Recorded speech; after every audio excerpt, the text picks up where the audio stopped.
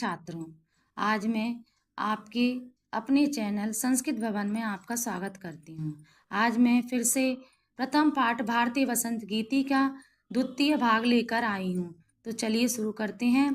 ललित पल्लवे पादपे पुष्प पुंजे मले मारुत चुंबिते मंजु कुंजे स्वानंतित तंति प्रक्षे मलिनाम लीनाम निनादय नमीना वाणी वीणा।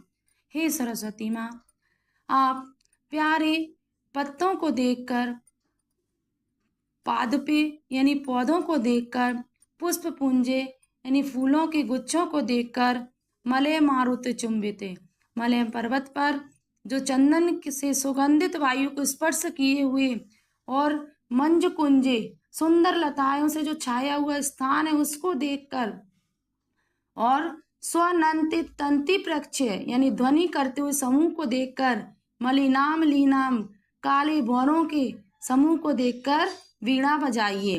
अर्थात हे सरस्वती माँ, जो चंदन से सुगंधित वायु से स्पर्श किए गए सुंदर पत्ते हैं, उन वृक्षों पर फूलों के समूह पर सुंदर लताओं से छाया हुआ स्थान है, उनको ध्वनि करते हुए काले भौरों को देखकर हे सरस्वती माँ अब नई वीणा बजाइए। हे सरस्वती माँ, आप नई वीणा बजाइए। चलिए आगे देखते हैं। लतानां नितांतम सुमशांतिशीलम चलेदुच्चलेत कांतम सलीलम सलीलम तवाकर्ण्यम वीणाम दीनाम नदीनाम निनादय नवीनामय वाणी वीणा। हे सरस्वती माँ, लताओं के पूरी तरह शांत हो जाने पर और फूलों के झूम उठने पर और नदियों का स्वच्छ जल कीड़ा करता हुआ उछलने लगा है, अर्थात हे सरस्वती माँ, आपकी ऐसी ओजस्वी वाणी को सुनकर लताओं के एकदम शांत पड़े फूल झूम उठे हैं और नदियों का स्वच्छ जल कीड़ा करता हुआ उछल कूद करने लगा है, अर्थात हे सरस्वती माँ, आप ऐसी वीणा बजाइए।